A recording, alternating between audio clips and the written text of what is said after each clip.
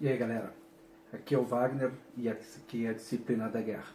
A dica de hoje vai em relação a um fenômeno, né, a um problema na verdade ambiental urbano. Né? Então já pode então analisar e pensar que por se tratar de um problema urbano, né, é uma questão associada à questão ambiental, é uma questão que provavelmente esteja aí dentro dos temas, né, escolhidos pelo Enem. Sempre essa questão ambiental, espaço urbano, né, esse conflito, esse confronto entre meio ambiente, né, e espaço ocupado é sempre tema de discussão, né, preferido pelas provas que tenham sido apresentadas pelo Exame Nacional do Ensino Médio.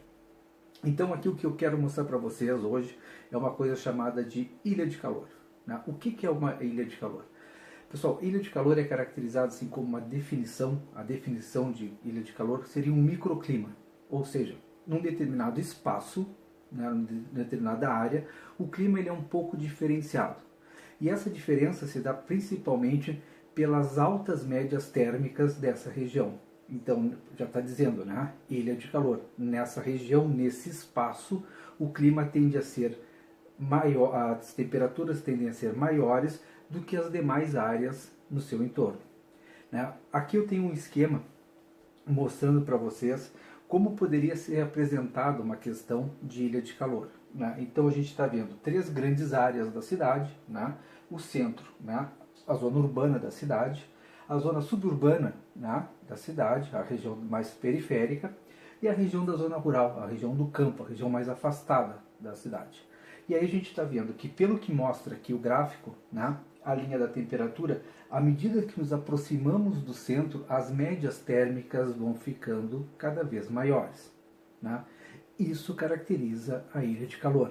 Quando comparado à zona rural com a zona urbana apresenta maiores médias térmicas. Isso por quê? Isso se dá em função daquilo que eu falei no primeiro momento, desse confronto, desse conflito que existe entre a ocupação, né, do espaço e o meio ambiente. A gente vai notar que nas áreas urbanas, né, nós não temos, né, praticamente mais a cobertura vegetal, que tem um papel fundamental na questão da absorção, né, e na reflexão dos raios solares. Então, vou te mostrar uma coisa aqui. Existe uma coisa chamada de albedo. O que é o albedo? Albedo é o índice de reflexão. Então, quanto maior é o albedo, maior o índice de reflexão, né? Então os raios solares eles são devolvidos para o espaço ainda em forma de luz. Então é menor o índice de absorção. Né? Onde eu tenho um albedo maior, eu tenho menor índice de absorção. Mostrando aqui para vocês nesse esquema, olha só, nós temos aqui o asfalto, cujo albedo é extremamente baixo, ou seja, a capacidade de reflexão do asfalto é muito pequena. Grande parte do que chega é absorvido, e aí tu sabe, se é absorvido é transformado em calor. No outro extremo, nós temos o gelo, né? As áreas montanhosas cobertas por gelo, onde o albedo é de 90%, ou seja, o índice de reflexão é extremamente alto. Tudo que chega, 90% é refletido para o espaço ainda em forma de luz. Existe pouca absorção, certo? Então o que acontece? Não é difícil a gente pensar que nessas áreas onde nós temos maior concentração de materiais, como por exemplo asfalto, o concreto, que dificultam a reflexão dos raios solares e tem uma intensa absorção, as temperaturas sejam maiores, correto? Olha só, isso pode ser exemplificado para vocês, pode aparecer através de uma coisa chamada de isotermas. O que são isotermas? Isotermas são curvas de níveis que ligam pontos com a mesma temperatura. Então, tu está vendo aqui, ó, essa região mais afastada, 17 graus.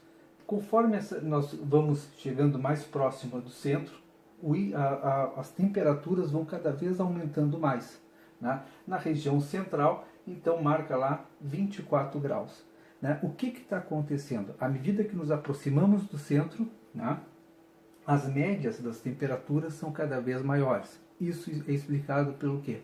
Pela ausência, né, da cobertura vegetal e principalmente pelo predomínio de materiais com alto índice de absorção dos raios solares, transformando isso em calor.